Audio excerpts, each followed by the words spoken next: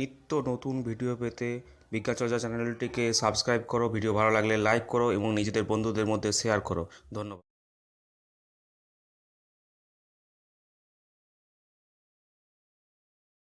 নমস্কার, আমি অনুপম মুখোপাধ্যায় বিজ্ঞান চর্চা চ্যানেলে আপনাদের সবাইকে স্বাগত জানাই।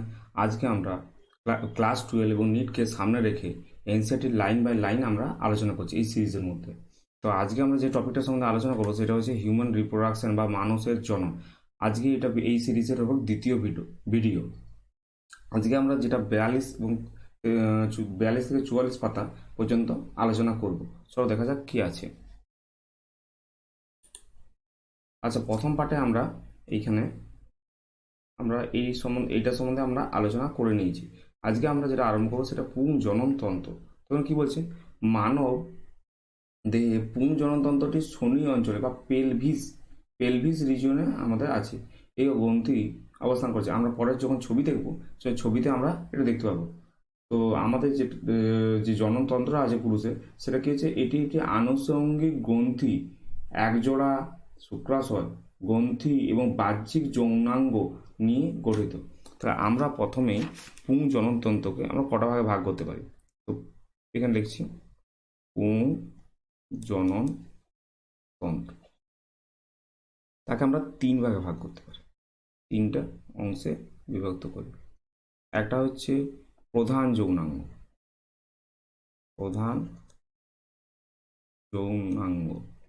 এগুলো বলবো, এটা বলে প্রাইমারি সেক্স অর্গান। তো প্রাইমারি সেক্স অর্গান বলতে বলছে যে অর্গানগুলো বোঝে যেগুলো সরাসরি গ্যামেটোজেনোসিস বা শুক্রাণু উৎপাদন বা ডিম্বাণু উৎপাদনের সঙ্গে যুক্ত। তো পুরুষদের তো শুক্রাণু উৎপাদন হয়, তা কি বলছে, যেগুলো শুক্রাণু উৎপাদন করে সেগুলোকে আমরা প্রধান যৌনাঙ্গের মধ্যে আমরা ধরবো। তো এইটা হবে আমাদের শুক্রাশয়কে আমরা প্রধান যৌন অঙ্গের মধ্যে ধরবো, ঠিক আছে, বা টেস্টিস। এরপরে আমরা বললাম আনুষঙ্গিক, দেখো হচ্ছে আনুষঙ্গিক গ্রন্থি সহ, ঠিক আছে, বাহ্যিক যৌনাঙ্গ। তাহলে আটটা হবে প্রাথমিক যৌনাঙ্গ। এবারে এইটা হবে, দ্বিতীয়টা হবে গৌণ গৌণ বা আনুষঙ্গিক যৌনাঙ্গ। আনুষঙ্গিক যৌনাঙ্গ। আরেকটা হচ্ছে যেটা বাইরে থেকে দেখতে পাওয়া যায়, তাদেরকে হচ্ছে বাহ্যিক যৌনাঙ্গ। এটা বলবো আমরা বাহ্যিক বাহ্যিক বা বহিস্থ যৌনাঙ্গ। তাহলে আমাদের এখানে গৌণ যেগুলো যৌনাঙ্গ আছে, গৌণ যৌনাঙ্গের মধ্যে আমরা 6টা অংশ আছে। 6টা অংশ কী কী আছে? এটা হচ্ছে শুক্রনালী, যেটাকে আমরা ভাস ডিফারেন্স বলি। তাহলে 1 নাম্বার হচ্ছে কি আমার, হচ্ছে ভাস ডিফারেন্স, ঠিক আছে, এটাকে আমরা যেটা বলি শুক্রনালী বলি। 2 নম্বরে যেটা থাকবে সেটা হচ্ছে আমাদের হচ্ছে এপিডিডাইমাস, ঠিক আছে, বা এপিডিডাইমাস। এটা কি হচ্ছে, এখানে আমাদের শুক্রাণুগুলো পুষ্টি লাভ করে এবং কিছুদিন এখানে ওয়েট করে। এপিডিডাইমাস, ঠিক আছে, এপিডিডাইমাস। এবার 3 নাম্বার কি আছে? 3 নাম্বারে আছে হচ্ছে সেমিনাল ভেসিকল, যেটাকে আমরা বাংলায় বলি শুক্রথলি। Seminal vesicle seminal vesicle 4 number কি আছে? 4 নাম্বারে আছে হচ্ছে যেটা হচ্ছে নিক্ষেপণ নালী, যেটাকে আমরা ইজাকুলেটরি ডাক্ট বলি। ইজাকুলেটরি ডাক্ট, ঠিক আছে। 5 নাম্বার কি আছে? 5 নাম্বার হচ্ছে প্রোস্টেট গ্রন্থি। এগুলো গ্রন্থি, এদের ক্ষরণ শুক্রাণুর সাথে বা বীর্য গঠনের এটা কাজ করে। আর লাস্ট গ্রন্থিটা হচ্ছে আমাদের কি হচ্ছে, সেটা হচ্ছে কাউপার গ্রন্থি। তাহলে আমরা কি হলো, যেটা প্রধান যৌনাঙ্গে আছে একটি শুক্রাশয়, যেখানে সরাসরি শুক্রাণু উৎপাদনের সাথে যুক্ত। দ্বিতীয়ত আছে গৌণ যৌনাঙ্গ। সেগুলোর মধ্যে আমাদের গৌণ বা আনুষঙ্গিক যৌনাঙ্গের মধ্যে আমাদের কটা ভাগ আছে? 6টা ভাগ। কি কি ভাগ আছে? একটা হচ্ছে ভাস ডিফারেন্স, যেটাকে আমরা কি বলি, যে শুক্রনালী।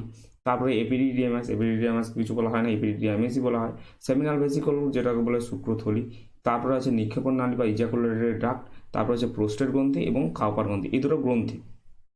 আর যেটা বাহ্যিক যৌনাঙ্গদের মধ্যে আমাদের দুটো জিনিস দেখতে পাওয়া যায়। একটা হচ্ছে স্কোটাল বলে একটা গ্রন্থি আছে, যেখানে যার উপরে যেটাকে আমরা স্কোটামও বলি, ঠিক আছে।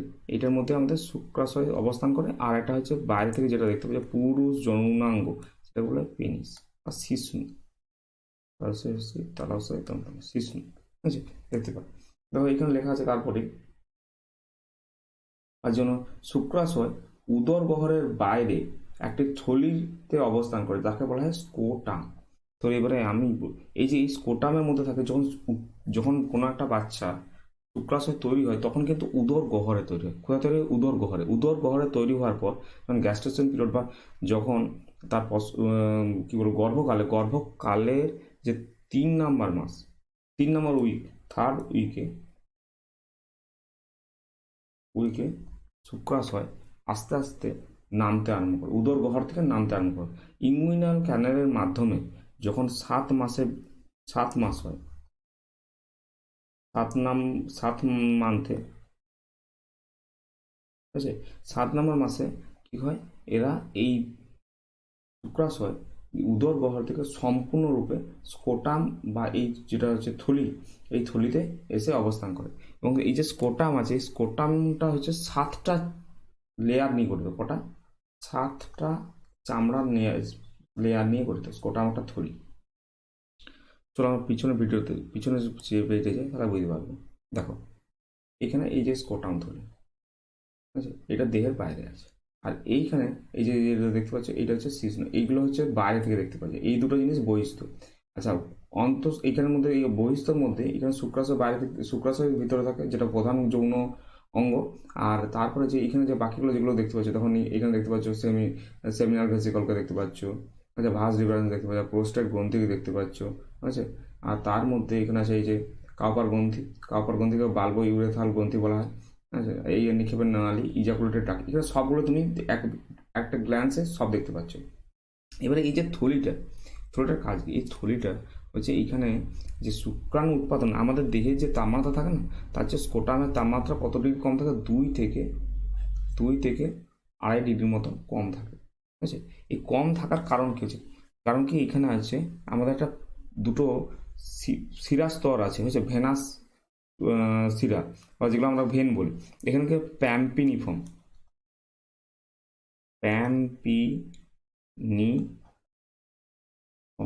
এই এরা তৈরি করে একটা হচ্ছে কনভলিউটেড ভেনাস প্লেক্সাস, যেটা কি কাজ করে, যেটা হচ্ছে কাউন্টার কারেন্ট মেকানিজমের মাধ্যমে আমাদের দেহের থেকে তাপমাত্রা 2 থেকে 2.5 ডিগ্রি মতন কমিয়ে দেয়। এবং এইটা হচ্ছে শুক্রাণু উৎপাদনের জন্য খুবই প্রয়োজন। এবারে এই থলিটা আমরা যে স্কোটাম পড়লাম, সেই স্কোটাম থলির কতগুলো স্তর আছে? আমরা 7টা স্তর, স্কোটাম যে থলিটা আছে তার কটা আছে? 7টা স্তর আছে। প্রথমে কি হচ্ছে? প্রথম স্তর হচ্ছে স্কিন, যেটাকে আমরা চামড়া বলি। 2 নম্বর স্তর হচ্ছে কি বলবো? টিউনিকা ডার্ট্রস, টিউনিকা, আছে, টিউনিকা, আছে, ডিওআর ডট ট্রস, ডিএআর ডট্রস, ঠিক আছে। তারপর কি আছে? 3 নম্বর আছে এক্সটার্নাল স্পারমাটিক, SPERMATIC, স্পারমাটিক ফ্যাসিয়া বা ফাসা বলা হয় এটাকে, ফ্যাসিয়া বা ফাসা। 3 নম্বর। 4 নম্বর কি স্তর আছে? 4 নম্বর আছে ক্যামাস্টিক ফাসা, CREMASTERIC, ক্যামাস্টিক ফাসা, ফ্যাসিয়া। আচ্ছা, তারপরে 5 নম্বর স্তর আছে। 5 নম্বর কি স্তর আছে? ইন্টারনাল স্পারমেটিক ফাসা, ইন্টারনাল স্পারমাটিক আছে। আর 6 নম্বর যে স্তরটা আছে সেটা হচ্ছে টিউনিকা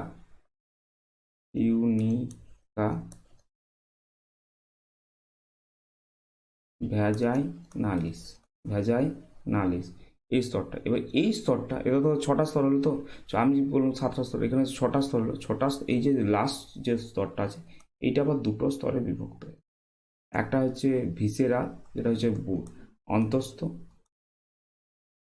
ভিসেরাল, আর একটা হচ্ছে বাইরে পেরিফেরাল, যেটাকে আমরা বলি পেরিটাল প্যারাইটাল প্যারাইটাল বলে ভিসেরাল। এবং এই দুটো স্তরের মধ্যে একটা হাইড্রোসিলিক লিকুইড থাকে। তাহলে এখানে আমরা কি বলবো, 7টা স্তর আছে। স্কোটাম যে থলিটা, স্কোটাম থলিটা 7টা স্তর নিয়ে গঠিত। কি বলতে, প্রথমে হচ্ছে চামড়া, যেটা বাইরে থেকে আমরা দেখতে পাই। তারপর হচ্ছে টিউনিকা ডার্টস বা টিউনিকা ডার্টস। এরপর 3 নম্বর হচ্ছে এক্সটার্নাল স্পারমাটিক ফ্যাসা, ঠিক আছে। তারপরে হচ্ছে কি হচ্ছে স্কাইমেস্টিক বা ক্র্যামেস্টিক ফাসা। তারপরে হচ্ছে ইন্টারনাল স্পারমাটিক ফাসা। তারপরে লাস্ট যে স্তর হচ্ছে টিউনিকা ভ্যাজিনালিস। এই টিউনিকা যে ভ্যাজিনালিস আছে, এটা আবার দুভাগে ভাগ করেছে, একটা হচ্ছে ভিসেরাল স্তর আর একটা হচ্ছে প্যারাইটাল স্তর। এই 2 স্তর হিসাবে বিভক্ত করেছে। এবার যে এই যে স্কোটামটা আছে, এই স্কোটামটা যেটা হচ্ছে স্তন্যপ্রায়ী প্রাণীদের মধ্যে দেখতে পাওয়া যায়, কিন্তু সব স্তন্যপ্রায়ী প্রাণীদের মধ্যে এই জিনিসটা আমরা দেখতে পাই না। যে কি, যেমন আছে, যেমন সিংহ, ঘোড়া, বাদুড়, এদের কি হচ্ছে, এদের টেস্টিসটা সবসময় মানে যেটা টেস্টিস বা শুক্রাশয়, সেটা হচ্ছে সবসময় স্কোটাম থলিতে থাকে। তাহলে সিংহ, সিংহ, ঘোড়া আর হচ্ছে ষাঁড়, আচ্ছা, এই 3জনকার স্কোটামটা মানে যেটা টেস্টিস, এই টেস্টিসটা সবসময় তার স্কোটাম থলিতে অবস্থান করে। কিন্তু ব্যাট বা বাদুড়, ঠিক আছে, আর ভোঁদড় বা উদবিড়াল, এদের কি হচ্ছে, এদের যখন ব্রিডিং সিজন হবে, ব্রিডিং সিজনের ক্ষেত্রে শুধুমাত্র স্কোটামের মধ্যে টেস্টিসটা থাকবে। তাছাড়া সবসময় টেস্টিসটা কোথায় থাকবে, টেস্টিস বা শুক্রাশয় উদর গহ্বরের মধ্যে থাকবে। আর যাদের মনে কিছু আছে হাতি, হাতি, তিমি এবং শিল, এদের কি হচ্ছে পার্মানেন্টলি মানে একদম প্রথম থেকে দেহ গহ্বরের মধ্যেই থাকে। এদের স্কোটাম থলিতে কখনোই শুক্রাশয় নেমে আসে না বা নাই, এদের স্কোটাম থলিই নেই। আচ্ছা, এবারে এইখানে যখনই আমাদের দেখতে পাওয়া যায় কি হয়, যখনই তাপমাত্রা, পরিবেশের তাপমাত্রা কমে, তখন কি হচ্ছে, স্কোটাম যে থলিটার মধ্যে শুক্রাশয় আছে, শুক্রাশয়টা দেহ অভ্যন্তরের কাছাকাছি চলে আসে। আবার যখন তাপমাত্রা বেড়ে যায়, তখন কি হচ্ছে, স্কোটাম থলিতে যে শুক্রাশয় আছে, সেটা আস্তে আস্তে নিচের দিকে নেমে আসে। তো এইখানে একটা পেশি কাজ করে, পেশিটার নাম হচ্ছে ডার্টস। ডার্টস পেশি এইসব এই যে উঠানামা, সংকোচন, শুক্রাশয়ের সংকোচন এবং প্রসারণ, এটাকে আমাদের নিয়ন্ত্রণ করে। এবারে কোনো কারণে যদি মনে করো শুক্রাশয়ের মধ্যে দিয়ে, যদি শুক্রাশয়ের মধ্যে যদি মানে স্কোটাম থলির মধ্যে শুক্রাশয়টা যদি না নেমে আসে, তখন কি হবে? তো এই সময় এই যে রোগটাকে আমরা বলবো, এটা হচ্ছে কিপ্টরকিডিজম। এই রোগটাকে আমরা কি মানুষের ক্ষেত্রে বলি, কিপ্টরকিডিজম, CRYPTOR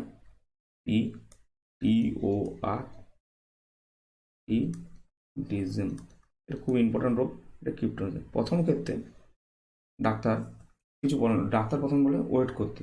একটা বাচ্চা ভূমিষ্ঠ হওয়ার পর 2 থেকে 2.5 মাস মতন তাদেরকে ওয়েট করতে বলে, যে দেখিয়া যাক এই যে স্কোটাম থলির মধ্যে শুক্রাশয় নামছে কিনা। যদি না নামে, তাহলে তখন কিন্তু অপারেশন করে এই জিনিসটা নামাতে হয়। যদি না নামানো হয়, তাহলে কি হয়, দেহের যে তাপমাত্রা 2 থেকে 2.5 ডিগ্রি সেন্টিগ্রেড বেশি থাকে, এই বেশি থাকার জন্য কি হয়েছে, স্পারমাটোজেনেসিসটা বন্ধ হয়ে যাবে। পরবর্তীকালে শুক্রাশয় মানে শুক্রাণু উৎপাদনই বন্ধ হয়ে যাবে। এটা হচ্ছে খুব একটা ইম্পর্টেন্ট জিনিস। আমরা যখন রোগের সিরিজ করব, রোগগুলো নিয়ে আরম্ভ করবো, যে আমাদের মানব যে জনন সংক্রান্ত কী কী রোগ আছে, সেই রোগগুলো আমরা তখন এটার সম্বন্ধে আলোচনা করব। তাহলে কিপ্টরকিডিজম রোগটা যদি স্কোটাম থলির মধ্যে না আসে, তখন এই রোগটা দেখতে পাওয়া যায়। এরপর আমরা যাব পরের ক্ষেত্রে। এবার স্পারমাটোজেনেসিসের জন্য এই 2 থেকে 2.5 ডিগ্রি সেন্টিগ্রেড তাপমাত্রাটা প্রয়োজন, কম থাকাতে হয়। প্রাপ্তবয়স্কর ক্ষেত্রে প্রতিটি শুক্রাশয় ডিম্বাকার এবং দৈর্ঘ্য 4 থেকে 5 সেন্টিমিটার, প্রস্থে 2 থেকে 3 সেন্টিমিটার তৈরি হয়। দৈর্ঘ্য এবং প্রস্থ এগুলো জানা দরকার নেই, এগুলো জাস্ট সাম্যক একটা ধারণা রাখার জন্য এগুলো এগুলো মুখস্থ করা দরকার নেই। শুক্রাশয় একটি ঘন আবরক দ্বারা আবৃত থাকে। প্রতিটি শুক্রাশয়ে 200 থেকে 250, মানে 250 এখানে লিখে দিচ্ছে, 250 প্রকোষ্ঠ থাকে। এগুলোকে আমরা বলবো টেস্টিকুলার লোবস। এবং এই লোবসগুলোর মধ্যে এক একটা লোবস, তাহলে প্রথমে হচ্ছে আমাদের কি এলো, এটা হচ্ছে শুক্রাশয়। একটা শুক্রাশয়ের মধ্যে 250টা কি থাকে, টেস্টিকুলার লোব, ঠিক আছে, ইএস টেস্টিকুলার লোব, লোবিউলস বা লোবস বলে, টেস্টিকুলার লোবে। এবং এই টেস্টিকুলার একটা একটা টেস্টিকুলার লোবে আমাদের 2 থেকে 3টা সেমিনিফেরাস টিউবিউলস থাকে। এই সেমিনিফেরাস টিউবিউলস এর মধ্যে শুক্রাণু উৎপাদন হয়। তো 2 থেকে 3টা সেমিনিফেরাস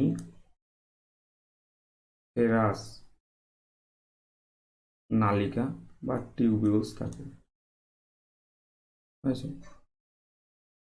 তাহলে প্রথমে হচ্ছে শুক্রাশয়, শুক্রাশয় থেকে 250 টাকা টেস্টিকুলার টিউবিউলস থাকে বা লোব থাকে, যেটা আমরা বলবো লোবিউলস বলি।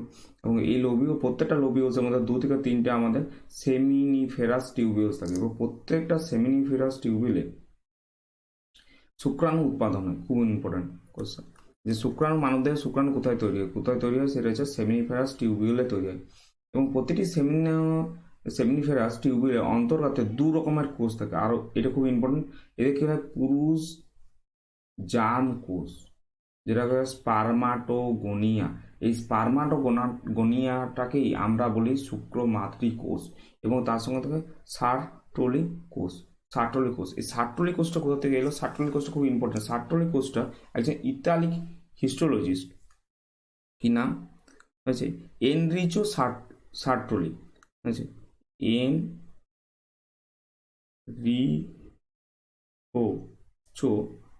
এনরিচো হচ্ছে সার্টোলি। ইনি প্রথমে এইটা আবিষ্কার করেন। এবং এইটা আমাদের কি হচ্ছে, যেটা সার্টোলি সেলটা কি হচ্ছে, নার্স সেল হিসাবে কাজ করে, এবং যখন শুক্রাণু উৎপন্ন হয়, দেখো এখানে আর কি লেখা রয়েছে, পুরুষ জার্ম কোষগুলি মিওসিস প্রক্রিয়ার বিভাজনের ফলে এগুলো শুক্রাণু উৎপন্ন হয়। এবং যেখানে সার্টোলি কোষগুলি জার্ম কোষগুলিকে পুষ্টি সরবরাহ করে, এবং এদের আর কাজ কি আছে, সার্টোলি সেলের কাজ হচ্ছে যে এখানে ইনহিবিন, যখন অতিরিক্ত টেস্টোস্টেরন বা অন্য এফএসএইচ হরমোন যখন ক্ষরিত হয়ে যাচ্ছে, তখন আমাদের এটা হচ্ছে ইনহিবিন নামক হরমোন ক্ষরণ করে, ইনহিবিন। আমরা যখন যেটা sperm hormonal regulation in spermatogenesis, তখন আমরা এগুলো পড়বো, ইনহিবিন কি কাজ করে। তারপরে আরেকটা তৈরি করে, সেটা হচ্ছে এবিপি হয়েছে, এটাকে বলা হয় অ্যান্টিজেন এবং কি বলে এটাকে, এটা হচ্ছে আমাদের যে অ্যান্ড্রোজেন বাইন্ডিং প্রোটিন তৈরি করে। এবং এটার মাধ্যমে যে অ্যান্ড্রোজেন বাইন্ডিং প্রোটিনের প্রভাবে যে টেস্টিসের শুক্রাশয়ে এখানে আমাদেরকে টেস্টোস্টেরন যে হরমোন আছে, সেই টেস্টোস্টেরন হরমোনের গাঢ়ত্ব বৃদ্ধি করতে সাহায্য করে। ঠিক আছে, তাহলে আর যখন অপরিণত শুক্রাণু এই শুক্রাণুগুলিকে নার্স কোষে, বা যেটা আমরা বলা হয় কি বললাম, সার্টোলি কোষের মধ্যে মস্তকটা এখানে প্রবেশ করে থাকে। যদি সার্টোলি কোষটা এরকম হয়, তো শুক্রাণুশয়ের মস্তকটা এর শরীরের মধ্যে প্রবেশ করানো থাকে। এবং এই যে যখন শুক্রাশয়ের মস্তকটা এখান থেকে বেরিয়ে যায়, তখন তাকে আমরা কি বলি, এগুলো স্পার্মিয়েশন বা শুক্রাণু অপসারণ বলি।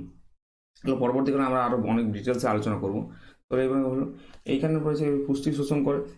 এবার কি হচ্ছে, সেমিনাস নালিকার বাইরের অঞ্চলে আন্তঃকোষে এখানে একটা ইন্টারস্টিসিয়াল স্পেস থাকে, এবং যে স্থানে রক্তবাহ এবং ইন্টারস্টিসিয়াল সেল বা লেগিট সেল সমন্বিত থাকে। আর একটা লেডি, এটা খুব ইম্পর্টেন্ট, লেডিক সেলটা কি, এটাকে আমরা ইন্টারস্টিসিয়াল সেল বলি।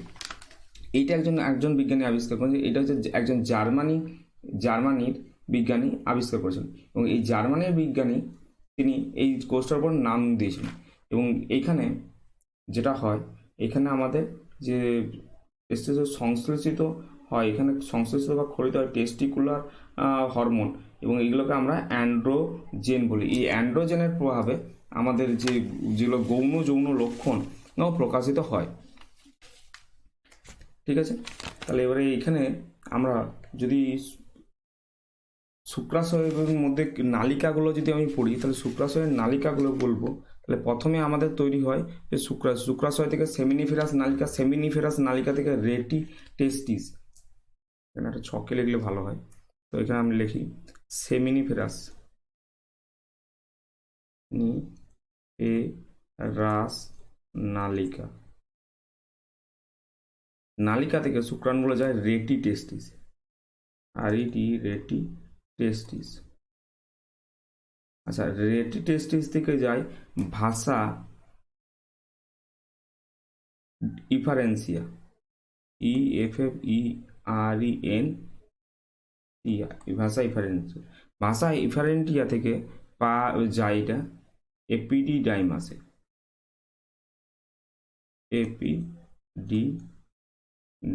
এপিডিডাইমিস, এপিডিডাইমিস, এপিডিডাইমিস থেকে আমাদের যায় ভাষা ডিফারেন্সে।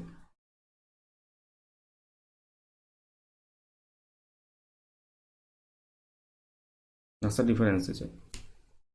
এইখানের মধ্যে এই যে টেস্টিস, টেস্টিস এবং আমি যদি এপিডিডাইমাসকে এইটাকে একসাথে আমরা বলি টেস্টিক্যাল, কি বলা হয় টেস্টিক্যাল, ঠিক আছে, একসাথে আমি টেস্টিক্যাল বলতে পারি। ঠিক আছে, চলুন এবার দেখা যাক কি আছে। এই যে এগুলো এগুলো এখানে লেখা আছে, আমি যেগুলো বললাম দেখো এখানে পুং যৌন আনুষঙ্গিক নায়িকাগুলো কি হলো রেটি টেস্টিস।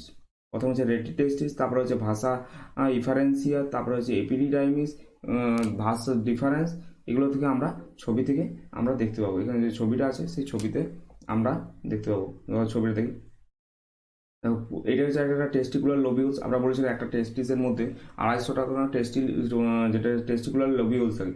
এক একটা টেস্টিকুলার লোবিউলসে একটা থেকে তিনটে আমাদের কি থাকে ভাস ডিফারেন্স থাকে, বা সেমিনিফেরাস নালিকা থাকে, 1 থেকে 3টা সেমিনিফেরাস নালিকা থাকে। প্রত্যেকটা সেমিনিফেরাস নালিকা পরস্পর যুক্ত হয়ে তৈরি করে আমাদের হচ্ছে রেটি টেস্টিস, এবং রেটি টেস্টিস থেকে আমরা হচ্ছে ভাষা ইফারেন্সিয়া পাই। ভাষা ইফারেন্সিয়া থেকে আমরা কি চাই, ভাষা ইফারেন্সিয়া থেকে যে স্পামগুলো থাকে সেগুলো আমাদের যায় কি হচ্ছে এপিডিডাইমাসে, এপিডিডাইমাস থেকে এইগুলো চলে যায় আমাদের কি হচ্ছে ভাস ডিফারেন্সে। আচ্ছা, ভাস ডিফারেন্সে যখন যায়, ভাস ডিফারেন্স থেকে এপিডিডাইমাস থেকে ভাস ডিফারেন্স যায়, ভাস ডিফারেন্স থেকে এটা মূত্র নালীর কাছ দিয়ে চলে এসে যায় একদম আমাদের পেনিসের কাছে চলে এসে জমা থাকে, এখানে চলে আসে। তাহলে এখানে আমরা প্রত্যেকটা ছবি দেখে নিলাম, টেস্টিকুলার লোবিউলস দিলাম, রেটি টেস্টিস দেখতে পেলাম। আচ্ছা, এটা হচ্ছে ভাস ডিফারেন্স উপরে। আচ্ছা, এইখানে সেমিনিফেরাস ভেসিকল, এখানে সেমিনিফেরাস এই যে হলুদ রঙের যেটা আছে মূত্রাশয়ের কাছে সেমিনিফেরাস নালিকা আছে, এখানে প্রোস্টেট গ্ল্যান্ড আছে, আচ্ছা, আর বাল্বো ইউরেথ্রা গ্রন্থি আছে। এবার তারপরে যাব যে এপিডিডাইমাসে এসে মুক্ত হয়, এবং ভাস ডিফারেন্স এপিডিডাইমাস থেকে গঠিত হয়, যা উপরের দিকে গিয়ে উদর গহ্বরে পৌঁছায় এবং মূত্রনালীর উপরে লুপ তৈরি করে। এই যে লুপটা, এখানে আমি যে লুপটার কথা বলছিলাম, এই যে এখানে লুপটা তৈরি করে মূত্রথলির উপরে লুপ তৈরি করে, এবং লুপ তৈরি করার পর এটা কী হচ্ছে সেমিনাল ভেসিকল থেকে নির্গত একটি নালী ভাস ডিফারেন্সে যে মুক্ত হয়, এবং এরপর ভাস ডিফারেন্স থেকে নিক্ষেপের নালী হিসাবে মূত্রথলিতে উন্মুক্ত হয়। এই যে মূত্রথলি এইখানে কাছে এরা এইখানে স্পাঙ্গ তৈরি, তাহলে স্পাঙ্গ তৈরি হচ্ছে শুক্রাশয়, শুক্রাশয় থেকে তৈরি হয়ে আস্তে আস্তে এটা উপর দিকে যেয়ে এইখানে জমা হচ্ছে, তো উৎপন্ন।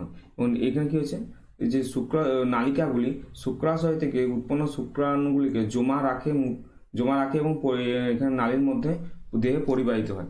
এবারে মূত্র নালীগুলি মূত্রাশয় থেকে উৎপন্ন হয় এবং শিশ্নের কাছে এসে জমা হয়, এবং এইখানে একটা বহি ইউরেথ্রাল মিটে আসে, এইখানে পর্যন্ত পৌঁছায়।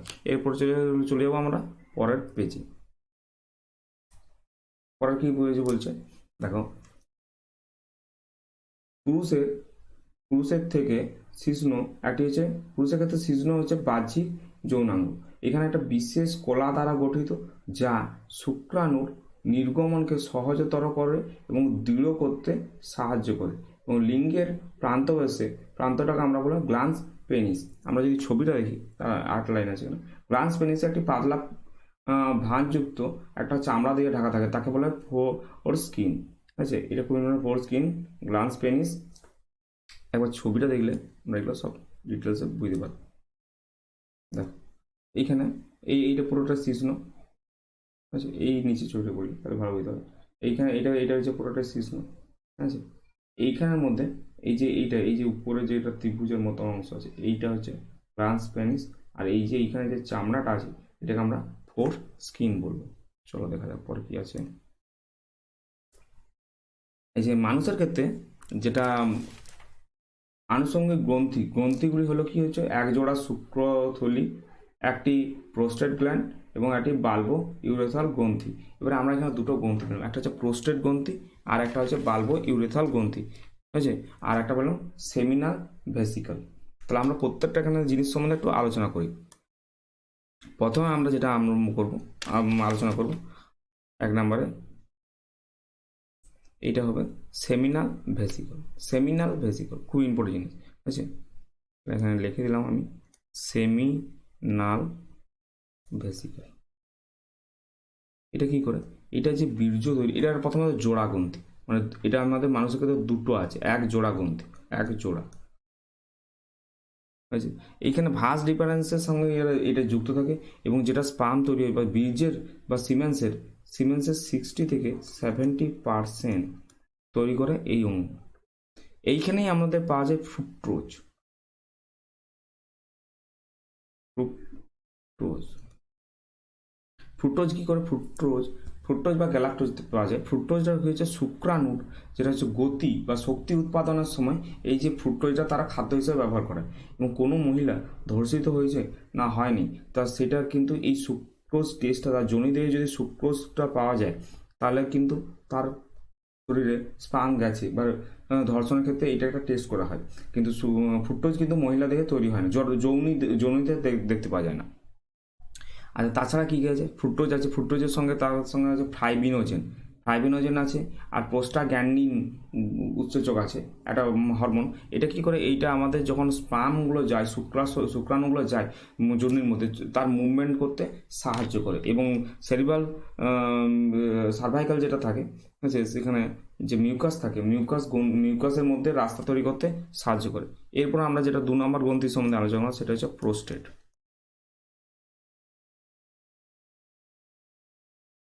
প্রোস্টেট গ্ল্যান্ড এটা কিন্তু সিঙ্গেল থাকে, এখানে একটি থাকে। যেটা সেমিনাল ভেসিকল সেটা এক জোড়া থাকে, ঠিক আছে। প্রোস্টেট গ্ল্যান্ড একটি থাকে। এখানে কি করে, এইখানে আমাদের যে শুক্রাশয়ে মানে যেটা সিমেন্স বা বীর্য তৈরি হয় তার 20 থেকে 30% এ তৈরি করে।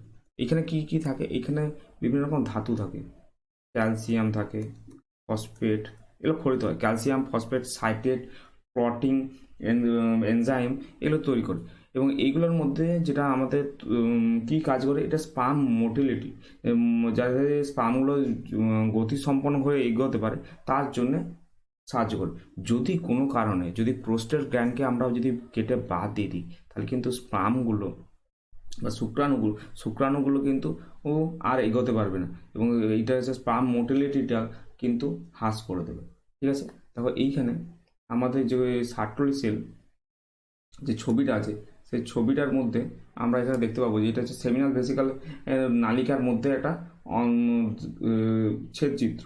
এখানে আমরা দেখো স্পার্মাটোগোনিয়া হিসেবে দেখতে পাচ্ছি, এখানে স্পার্মাটোগোনিয়া আছে, স্পার্মাটোজোয়াও দেখতে পাচ্ছি। আর ইন্টারস্টিসিয়াল সেল দেখো সেমিনাল ভেসিকল, এটা ভিতরে সেমিনাল ভেসিকলের বাইরে অবস্থান করছে। আর সেমিনাল ভেসিকলের যে গাঢ় গাঢ় কোষগুলো দেখতে পাচ্ছ এইগুলো হচ্ছে আমাদের সার্টলি কোষ। এবার লাস্ট যে গ্রন্থিটা সম্বন্ধে আজকে আমরা লাস্ট আলোচনা করব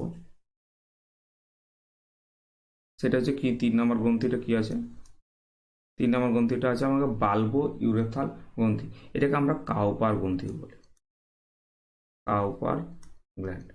আচ্ছা, এইটা কি হচ্ছে, এইটা আমাদের কিন্তু একটি আছে, এক জোড়া আছে, ঠিক আছে। তাহলে একটি আছে যেটা প্রোস্টেট গ্ল্যান্ড একটি আছে, বাকি সেমিনাল ভেসিকল এক জোড়া আছে, আর কাউপার গ্ল্যান্ড এইটাও এক জোড়া আছে। এটার কাজ কি, এটা মোটামুটি যেটা বীর্য বা স্পার্ম তৈরি হয় তার 1% উৎপাদন করে। এটা কি হচ্ছে, বীর্য ক্ষরণের আগে যেটা হচ্ছে শুক্রাশয়ের যে নালীটা আছে, যেটা নিক্ষেপের নালী বা যেটা স্পার্ম বেরোবে সেইটাকে মিউকাস এটা মিউকাস চ্যাটচ্যাটে করার জন্য বা যাদের মুখ দাঁতে করতে পারে তার জন্য মিউকাস ক্ষরণ করে। এর কাজ হচ্ছে মিউকাস। এই জননে তেমন কিছু কাজ নেই, এবং স্ত্রী এই যৌনাঙ্গ যাতে এই মিউকাসটা কাজ করে যে চ্যাটচ্যাটে করে এবং শুক্রাণুর পথ সুগম করতে এই সাহায্য করে। এবারে এইখানে আমরা একটা বললাম, এখানে দেখো এখানে সেমিনাল ভেসিকল ফ্রুটোজ থাকে, ফ্রুটোজ ক্যালসিয়াম এইসব গ্রন্থিগুলো থাকে। বাল্বো ইউরেথ্রাল হচ্ছে জনন কোষে শিশুনের যে পিচ্ছিল কারক হিসাবে সাহায্য করে। এবারে এইখানে যেটা বহিস্থ যৌনাঙ্গ আছে, সেই যৌনাঙ্গটা যে দৃঢ় হচ্ছে, এই দৃঢ়টা কতগুলো স্টেজের উপর নির্ভর করে। কী কী স্টেজ আমি বলি এক এক করে। প্রথমে সঙ্গমকাল হচ্ছে। সঙ্গমকালে এইখান যখন সঙ্গম হয় তখন প্যারাসিনথেটিক, ঠিক আছে,